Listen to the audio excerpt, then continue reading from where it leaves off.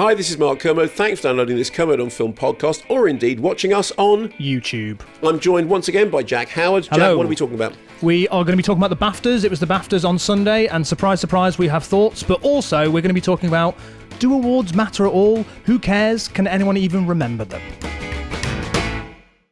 If it's okay with you, Mark. Yes. I would like to begin this by being quite sincere.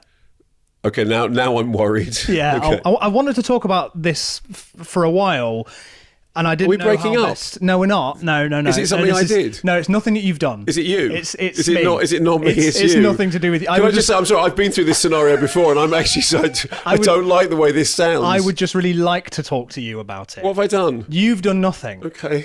The BAFTAs were last night. Okay, fine. Okay. And All right, fine.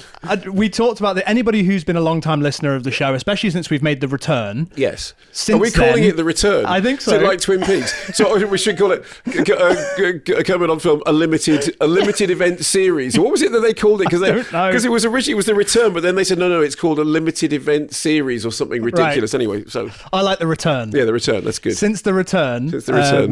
I made my film the second time around. Yes, you did. And in all of the time since we've been doing this for the second part of since the return, Yes. I have been leading up to this time of year with the awards, and stuff. Yeah. And when I made the second time around, which is a short film, it's on Channel 4 if anybody wants to Very watch good it. short film. I'm so proud worth of it. seeing. Yeah, it's terrific. It's terrific. Everyone who's seen it loves it. I haven't met anyone. I wasn't like hunting for a compliment. I promise you that. Anybody listening, you know the thing that my wife says to me. She says, "You don't fish for compliments. You trawl for them." She says it about me, not you. Yeah. She Just randomly bringing me up. That Jack Howard, he doesn't fish for compliments. He trawls for them. When I made the film, I never ever expected that it would have any kind of. It would never have a conversation around whether or not it'd be up for any kind of awards or anything. I just made it because it was something I needed to get out of my head. Yes. And then it became very likely, and it was part of a lot of conversations, including ones with you.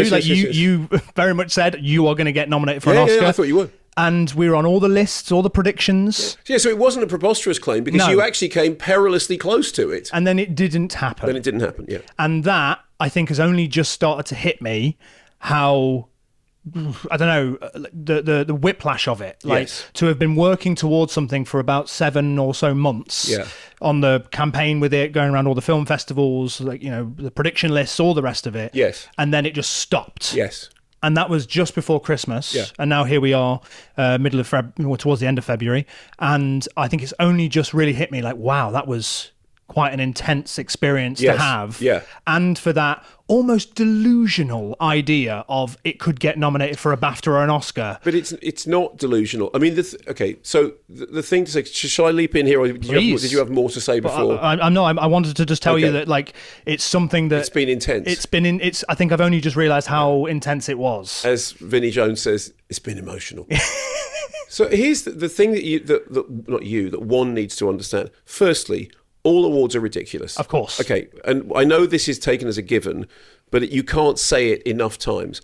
All awards are ridiculous.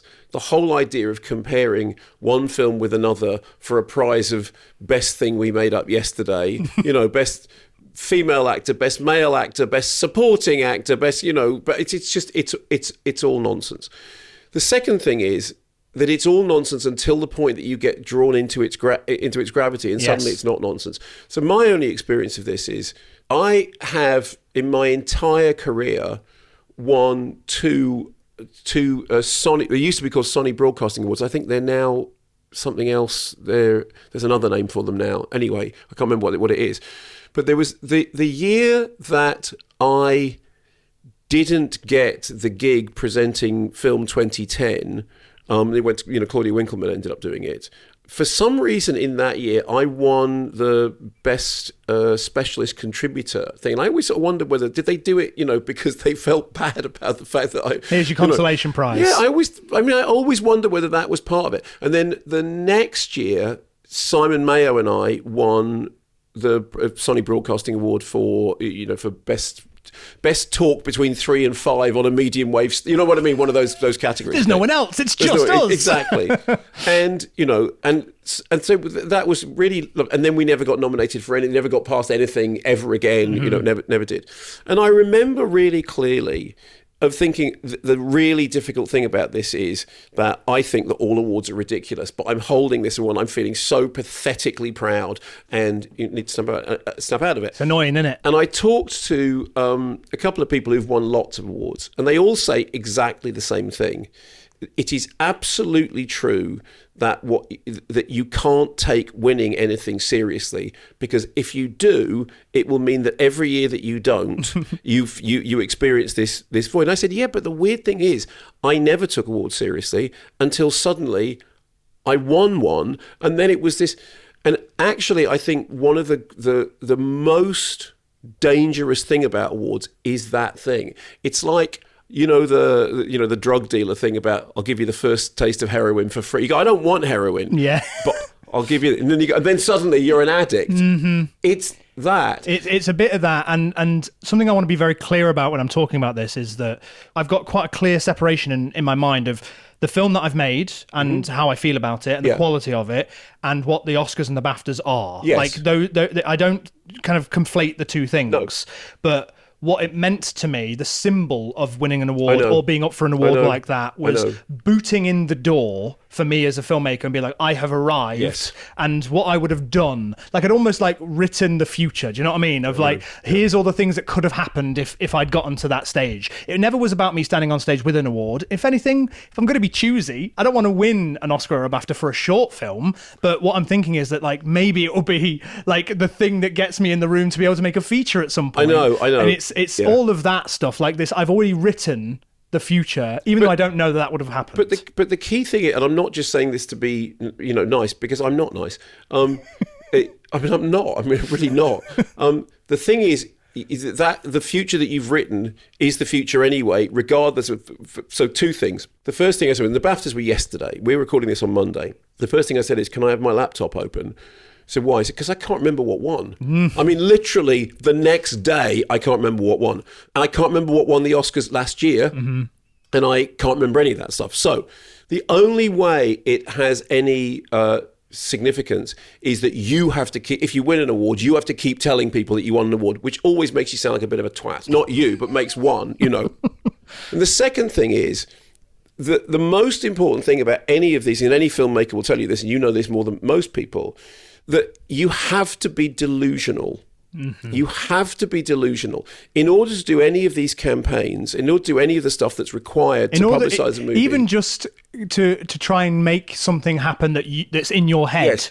In order to try and make that an actual thing, you have to have an element of delusional. Exactly. You have to be fundamentally at odds with reality, because the reality is, you're not going to win anything. Not you. No one is going to win anything. The reality is no one wins the lottery. I know every week, whatever it is, someone wins the lottery. But statistically, that person is an anomaly, okay? In actual terms, no one wins the lottery. So it's like when I think about that thing about that Sony Award, right? No one other than me. I mean, even if you trawl the internet for proof of it, the fact is I've got the award. It's like short of actually showing it to somebody. And also it's like, yeah, and what, and who cares? But I think the thing about what you were talking about that lead up, that excitement, that visualization, and then you're saying it isn't all gone. No, it's not. Because actually that is the thing. In that long listing thing, your name was it was the Hollywood Reporter or whatever. It was in Variety. Variety. Yeah, and we were in all the kind of prediction lists that people do and all that kind of stuff. It was wild. So people know the name. They know the thing. They've seen it before. It's somewhere in the back of their brain. It's there, okay? And whether you got nominated actually doesn't make any difference, because people can't remember. And more importantly, you were in that kind of slightly turbocharged moment, which when you're selling the film, when you're promoting the film, it helped at the time to be in the conversation. Because when we were talking about the film, saying, it's going to get nominated, people went, is it? Oh, I'm go and watch. No, I'll go and watch it. Yes. And so it's not that nothing happened. What happened is a trajectory happened that happened up until a certain point. And I do think this is really, really critical when it comes to awards. You have, not you, one has to realise that the hoo-ha, the stuff, the lead up, the blah, blah, blah, that is the thing.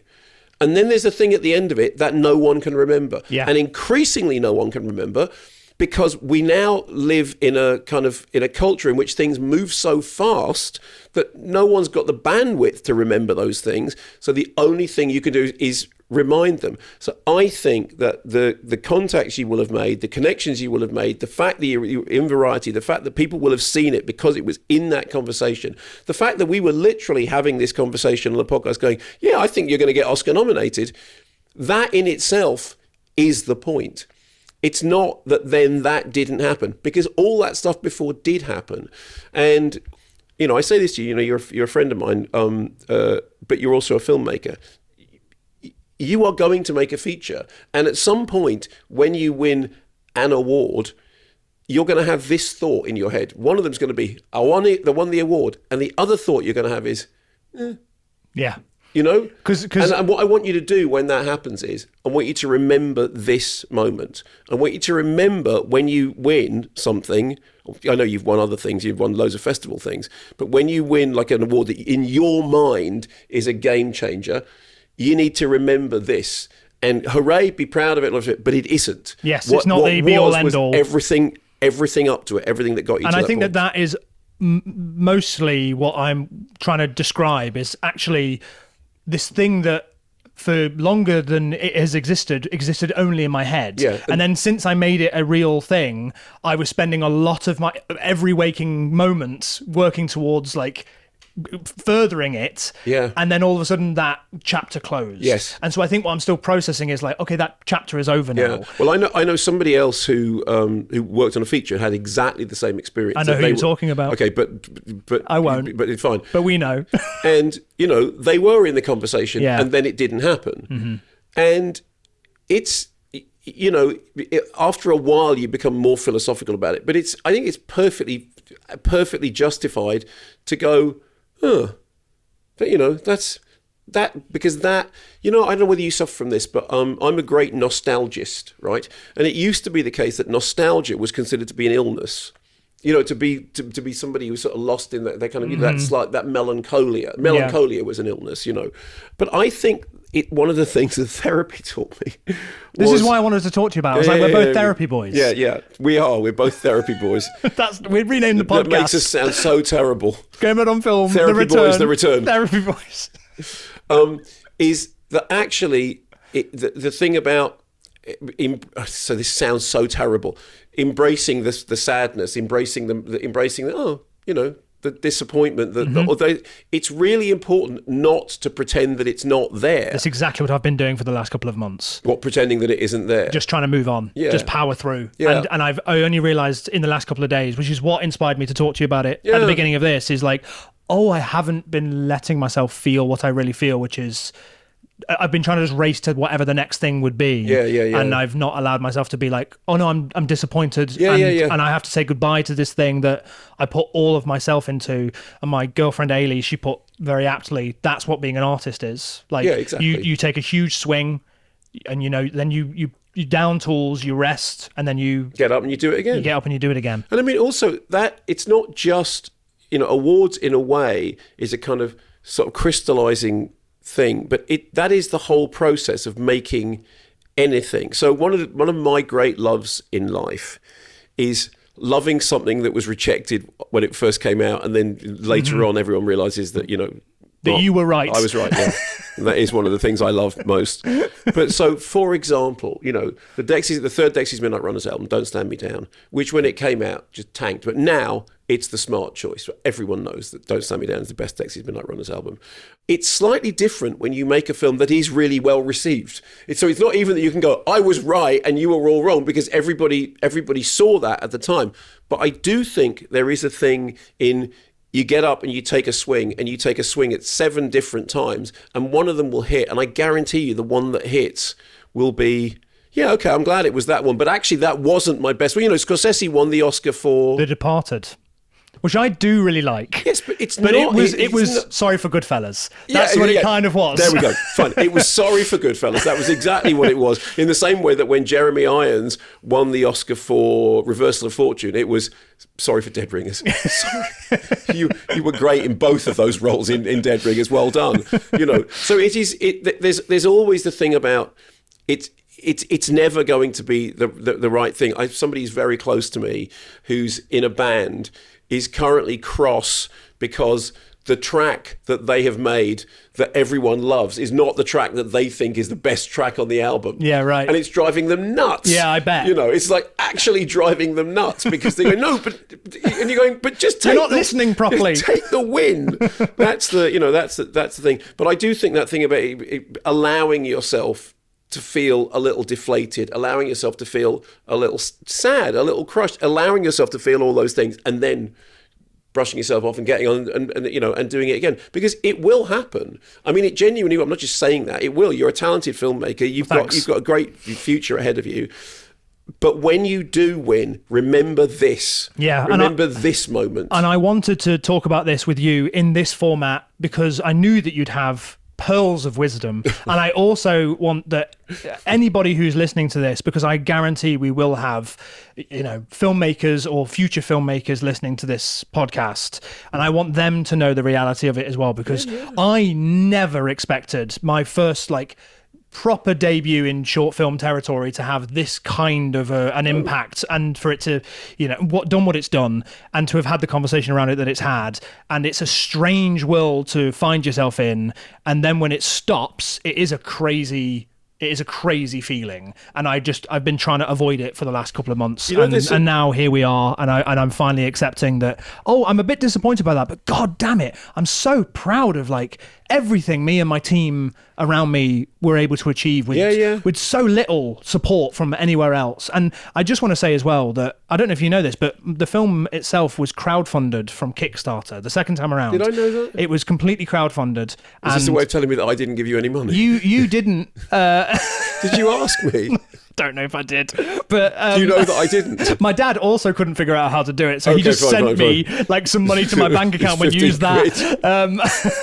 Because I actually got a thing through from my dad that said zero, that he'd submitted $0 to the Kickstarter, and I was like, Dad, what are you doing? Okay, but here's the thing: it's good that I didn't fund it, because then I wouldn't have been able to review it. That got me out. Objectively, got me out of that fun. Yeah. No, that's not what I brought it up for. Thing, I only bring it up because I want to just say again, it is amazing to me that we were trying for so long to try and get this thing made by any means necessary, going to all the places you'd think to go to try and find funding for a short film. It's hard to do that.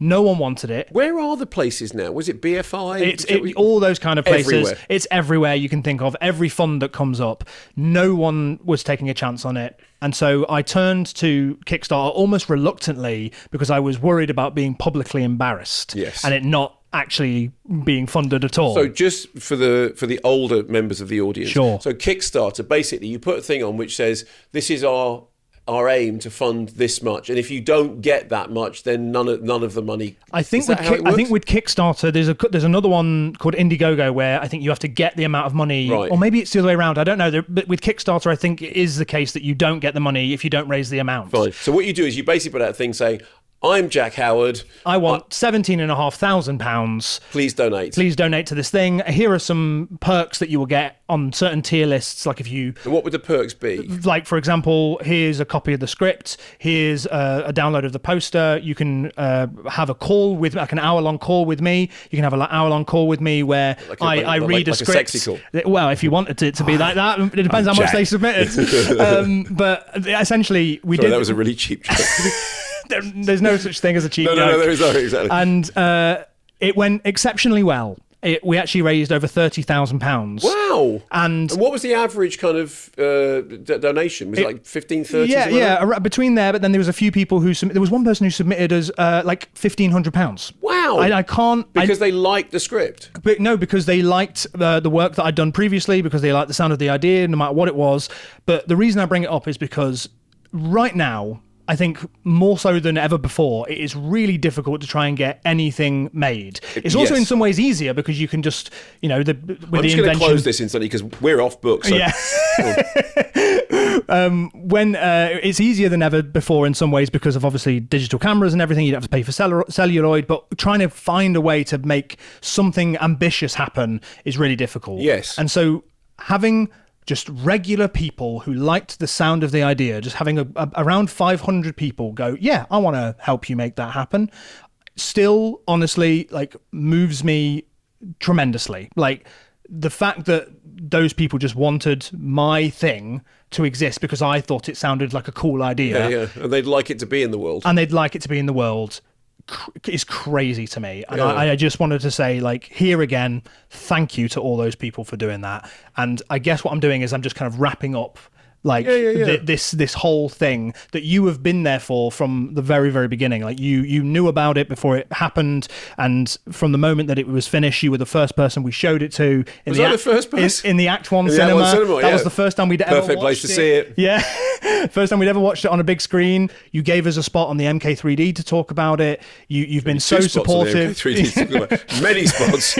You've been so supportive of the whole thing, and I genuinely feel so grateful. Well, you don't need to feel grateful because firstly, I wouldn't have done any of it if they didn't like it and didn't think you were actually talented. But also because as a filmmaker, it's one thing to say it's really hard to make a film, but it's also another thing to say, but I did do it, and it is possible. And there is a little thing which happens sometimes more with maybe older filmmakers who go, yeah, anyone thinking of getting into film, don't. Yeah. That real pessimistic kind of shut up. When it was my day, the BBC had funding to shoot on celluloid. Nowadays, don't.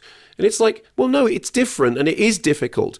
But it's also important to do what you just did, which is to say it is difficult and there are heartbreaks involved in it. But I got it done. And it was good. There are people in the industry now that I find incredibly inspiring. People like Zach Kreger, who spent the better part of a decade trying to switch his career. The reason why I feel like a kinship with him. Zach Kreger, who made Weapons, he made Barbarian, but he before this was in a sketch comedy troupe and has now transitioned successfully into being maybe one of the most popular horror directors of the current time. And then there's people like the guys who make Nirvana the band, the show, the movie. Have you heard of this yet? No. What's this? This is going to be coming our way pretty soon. What is it? It's we'll talk about it when it comes out. But essentially, it was the guys who made a web series before web series were even properly a thing. They ended up making a TV show. They've now made this movie that's completely independently funded.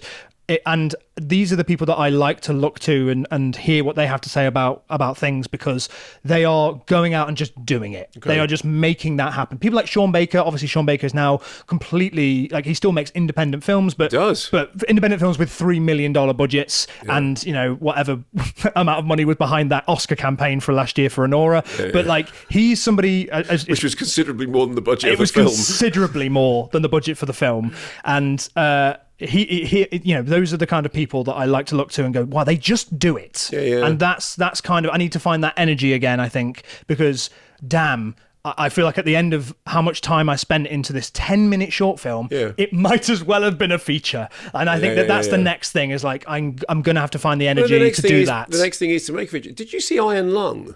No, but I find that very inspiring. See, the really interesting thing about Iron Lung, so I haven't seen it yet. I know people who have seen it, and most people say it's not great.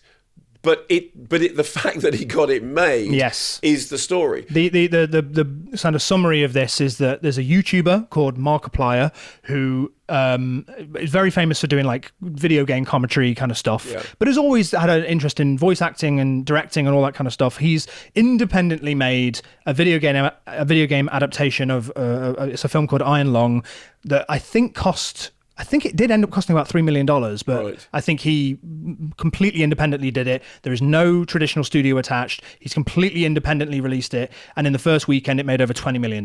Yeah, and in its opening day, it went to number one in the box office in America. And that was because he got his fan base to literally call around to certain cinemas and say, "Can you please get this film in the cinema, and they did, and now it's this huge independent success. So even that, like, maybe not the kind of film I would make, but that doesn't matter. It's the kind of the story behind the fact that he just did it. But what's really interesting is, like I said, a lot of people who I know have seen it say it's not great.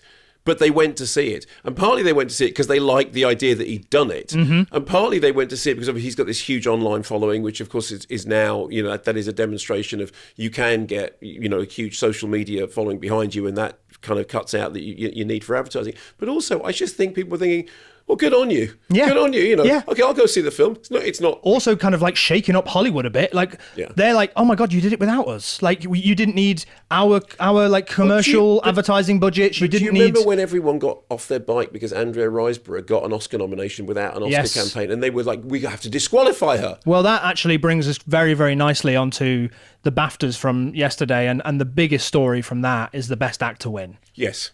Which was Robert Aramayo. Here's the interesting thing. He's Aramayo. Right, okay. I interviewed him a while ago. I said, it's Spanish. He went, yeah, the Spanish pronunciation is Aramayo, but I say Aramayo. Because he's from Hull. Exactly. But the best thing about that is that he was, I wouldn't even say he was an underdog. I think he was somebody who was like, it was nice to be that he was nominated. Yes, well done. No chance in hell when you're against Leonardo DiCaprio, Timothée Chalamet, Ethan Hawke, and I think there must be somebody else in there as well that I'm forgetting. It was yesterday and I can't remember. I can't remember. You were there. Point proof, yeah, And he walked away with it, and I think that him winning a BAFTA is going to do more for him than it would for any of the other people that were nominated. Firstly, but also the joy in the room. I know. His dad jumping around and yelling and crying was the moment of the awards for me. Like seeing that and just wonderful to see. An interesting thing about that was, so I was in the BAFTAs, and there's this whole other story which I actually don't want to get into now because we're recording this on Monday, and by the time you listen to the podcast, this story will have changed. But obviously, there was the thing with John Davidson was in the room. Yep. John Davidson has Tourette's. John Davidson shouted a racial epithet, which then the BBC didn't edit out. I can't believe it. I know. Okay, let's just park just that. know that we're annoyed about that. Yeah. I know that by the time you listen to this, people will have resigned. Yes. Anyway, so I sat down, and the person next to me said, "Hi, how you doing?" Blah blah blah. And then they said, and they were working on Robert Aramayo's campaign, and they said, "Just tell me honestly, what do you think?" I said, well, I think he's got a shot at the Rising Star. Uh-huh. And they went, okay, and Best Actor? I went, yeah, no. Don't be silly. Literally. Yeah. Literally, that's Timothée Chalamet. Have you not read the plays? And when it happened, when the award was announced, I literally went, fucking... and then because it was like, I mean, I can't remember the last time I was that surprised. And I stood up as I did it. And then, of course, there was a standing ovation in the room because, as you say, that feeling of joy, which was just... And then him giving that speech was just, I can't believe I'm standing in front of you lot, It's literally pointing at DiCaprio being like, I can't believe I'm standing here being in the same category. Did you see Timothée Chalamet was laughing? Was he? Yeah, and God bless him for that, because it doesn't make any difference to his Oscar campaign because he's not up against Robert Aramayo for the Oscars anyway. But also because it was losing to Leonardo DiCaprio, losing to this bloke that literally before they walked into the room they wouldn't even have heard of. Yes, was just it was wonderful. It was amazing, and to win the Rising Star and that in the same year. I honestly was like, what, the same as you, just watching it being like, hey, I think it's going to be Timothée Chalamet, but then maybe it's been quite one battle after another heavy. So maybe it will be DiCaprio, not even thinking that would be a possibility. But I was literally this woman, she said she's very, very nice when working on his team, and I said, I think he's got a shot at the Rising Star.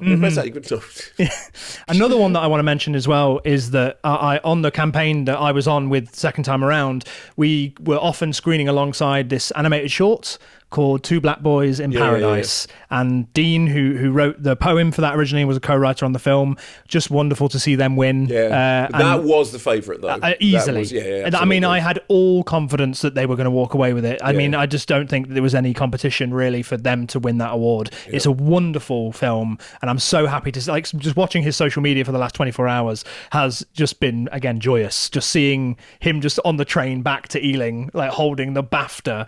Like, it's just, just lovely to see. It is those things about in the end, the really important parts of the awards are often the ones that everyone over, your short film. Anyway, who won Best Actor? It is that thing about if you're on that trail, and you said yourself, suddenly you get an awful lot invested in it. But you also have to remember that the moment passes. The moment comes and then the moment passes, and all that matters is what you do with that momentum, what you do with that, because I told you this, I don't know whether I did tell you this, but so Joachim Trier, have I told you this about how Joachim Trier owes me his entire career? No, you've never said that to me before. So what happened was, does he think that? Yeah. Okay. Yeah. So, well, maybe not in so many words. So maybe you wouldn't phrase it like that. Yeah. Well, he should. Let me tell you the story, and you can tell me it. Okay. So, Sentimental Value won Best International Feature, yes. right? And it's got a pretty good chance of winning at the Oscars, which is strange because I think for a long time I thought that it was just an accident. I thought it was a shoo-in, and I feel like it, in my opinion, should win. Well, I mean, yeah, so there's a big debate, and this is, again, the absurdity of awards. Okay, so let's compare a film made by a filmmaker who is constantly being imprisoned by the authorities for making films and Sentimental Value. Yeah. Okay, so anyway, so that's the absurdity of it. And of course, when you look at that category, it's always the most interesting category. Of course it is, because it's films from around the world. Anyway. So Joachim Trier came on MK3D, the show that you talked about earlier on, and he came into the room, and I had really loved his previous film, and I really loved this. Yeah, I really, really like Worst Person in the World. It's fantastic. It is really... It's the scene when she runs across... Anyway, So he comes in the room, and I go, such a pleasure to meet you. And he says, we have met. Ooh. And I was like, yeah, exactly. He's always like, I went, when? And he said, well, you won't remember this. I was thinking, right, I don't remember this. He said, do you remember back in and it must have been the 90s, that you presented a program on Channel 4 called Shooting Gallery. Now, this is before you were born, probably. When were you born? 1992. No, it's after you were born, but you were a child.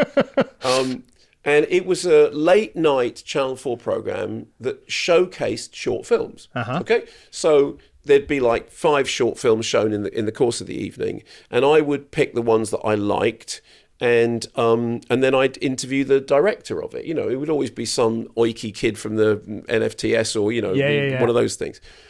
Anyway, he said one of the films that you picked was my film. And it was my first ever television interview, because you interviewed me, and I said to you, I'm going to go on and be a feature filmmaker, and one day you'll review one of my feature films. And I went, I have absolutely no memories, because of course I don't, because that there was like it was like 50 shows of that thing. And I said, so in a way, I gave you your career, and he said, yeah. So that was for a short film he'd made? Short film he'd made, wow. Yeah, which I remember nothing about at all, because it was like, I'm 63 and I don't remember what day of the week it is. And it was the 90s. The whole thing was a blur. Exactly, the whole thing was, yeah. And if you remember the 90s, you weren't there. But it was just so weird, because obviously for him, it was a point in his career when, of course, he remembers it really clearly, because it was the first time he'd been on television, and he'd made a short film, and he kind of... I was the film critic at Radio 1 at that point. So if you were young, you may know who I was. I'm an old man now, but I was quite hip at one point. It was a very long time. You can't phrase it like that. But I was quite hip. Once. I know the lingo. No, exactly. I was down with the kids. And I used to wear a leather jacket. I used to wear leather trousers, but... Anyway, but it was just this lovely thing about that kid who I don't even remember, but whose short film I did like, then went on to be Joachim Trier. Yeah. That's not bad, is it? That's not bad. I'm hoping that there's a sort of history repeating situation happening here. Yeah, with you, that's right. Yeah. But then I will remember you when you get a feature and you go, Mark, do you remember me? I go, yeah. Dean, isn't it? So, to bring it back to the BAFTAs. Yeah. The big winner obviously was One Battle After Another. Yes. I think rightly so. Yeah. I kind of agree, we've not talked about this yet, but I agree with you that I think Hamnet is a bit too emotionally manipulative for me. Yes. I feel like it was hitting me over the head with a sad stick. Yes. I think it's beautifully done, but I do think that I like a film really that's got more of a rhythm in terms of tone, and this just sort of goes further and further and further and further into yeah. Look at her, she's real sad. She's fucking dead sad. And here is On the Nature of Daylight to tell you how sad she is. That did bother me, because I was like, you can't. You do know that when Max Richter came on set and found that they were playing On the Nature of Daylight, he'd written a piece for that, and he went, they had to convince him to not. Yeah, he said, you do know it's a really famous piece. And Chloe Zhao was saying, doesn't matter. And he was going, I find interesting about it as well is that when that piece of music was used very famously in Arrival, rather brilliantly in Arrival, Johan Johansson, who did the score for Arrival, which I also think is stunning, God rest him, and he was disqualified from being nominated for an Oscar that year for best score because of that. Because they thought, voters are going to get confused and think that piece of music, which is used really prominently, is part of your score. Max Richter? Max Richter, yeah. Is nominated this year for Hamnet, but that piece of music is from 20 years ago. I know, and is it just because it's him? Listen, the Oscar qualification rules are, You're telling me. Yes. So Johnny Greenwood should have been nominated for There Will Be Blood. Oh, yeah. Is he not? No. And he was disqualified. What? And he was disqualified because Popcorn Superhet Receiver, or Superhet Popcorn Receiver, whatever the name of it, had been performed before by the BBC Concert Orchestra. I think it was Robert Ziegler. So what happened was he did Popcorn Superhet Receiver is what it's called. So he had written this piece. It was performed once by the BBC under Robert Ziegler conducted it. Paul Thomas Anderson heard it and said to Johnny Greenwood, can you do me more stuff like that? And Johnny Greenwood then wrote the score. And the score was the most radical score of that year. And I think that what happened was the Oscars went, we don't want him. He's a pop star. Right. We'll get him disqualified. And he was disqualified because it was not an original piece of music. That's crazy. It's absolutely nuts. Absolutely nuts. I am a huge fan of Ludwig Göransson. Yeah. And he is going to win his third Oscar. And it's a shame because it really in any sensible year, and I understand why he's going to win, because Sinners is a film in which the music tells the story. So I do understand that. But honestly, if you were Johnny Greenwood, I saw Johnny at the BAFTAs just very briefly, and he's like he doesn't like being in public at all. I think he's just. But it's that thing about in any other year he would walk away because the One Battle After Another score is amazing. It will be Ludwig Göransson. It will be Ludwig Göransson, and One Battle After Another cleaned up at the BAFTAs. It won Best Film, Best Director, Best Adapted Screenplay, Best Supporting Actress, and I think no, there was Sinners. Sinners won Best Supporting Actress. But I think the Oscars, it probably will be Tiana Taylor that will win Best Supporting Actress at the Oscars. And this is not based on anything else. I think that One Battle After Another probably will win Best Picture at the Oscars. Okay. And I think it will win Best Director. I think it's Paul Thomas Anderson's time. Yeah. It's one of those here you go for all the years of work. But in the previous decade, the BAFTAs and the Oscars haven't really matched up very much in terms of what they've picked for best film. No. Which is making me think that maybe, just maybe, Sinners, being the most nominated film in Oscars history, might actually pick up Best Picture. Yeah, it's not beyond possibility. I mean, if you look at Odds Checker, One Battle After Another is so far ahead that if you put £10 in it, you get 40p. Do you remember the year that Juliette Binoche won for, was it The English Patient? And was it Lauren Bacall? It was her year. Was it Lauren Bacall? I don't remember. It was somebody really, really, I think it was Lauren Bacall, was really, really famous. I don't remember, but this is definitely going to be in a time when I was a child. The mirror has two faces. Okay, so I think this is. Can I just say, incidentally, you can leave in all these mistakes. So this is a perfect example of what I was saying earlier on. No one remembers. No one remembers anything. The one that I can remember is Olivia Colman winning Best Actress at the Oscars when everyone thought it was going to be Glenn Close. Oh right, yeah. Yes. Okay, so that's a more recent example, and that's about because it was definitely Glenn Close's moment. It was definitely Glenn Close's time. It was not the right film to give it to her for The Wife. I like that film. Yeah. No, I know, but Juliette Binoche, and let's say for the purposes of this argument, it is Lauren Bacall. And if anyone's listening to this podcast and shouting at me, going, "It wasn't Lauren Bacall, you idiot!" Somebody else, I think it was. Juliette Binoche walked up on stage and went, "Oh, I thought it was going to be Lauren Bacall." And then all the cameras went to Lauren Bacall. This was the last time she was going to get the possibility. She had to go, "Oh, ha, ha, ha, ha, ha, ha." You know, it's a bit kind of what Olivia Colman did. She got on stage and just sort of flustered and then went, "Oh, Lady Gaga." But also,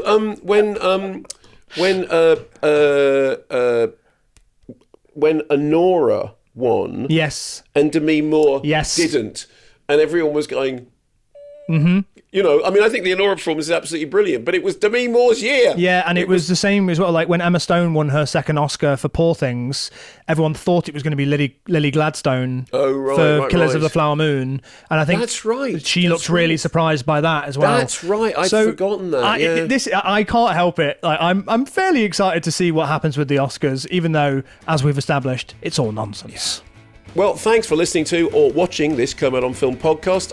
If you enjoyed it, subscribe. What are all the things they have to do, Jack? Smash the like button. Smash the like button. Subscribe on YouTube. Subscribe on the podcasts, and you'll get more of this. The next episode is about Pluribus, Vince Gilligan's new show. So I recommend you watch that before you listen to it. That'll be out next week. Yes, and if you want more conversation with me and Simon Mayo talking about movies every week, Kermode and Mayo's Take, wherever you get your podcasts.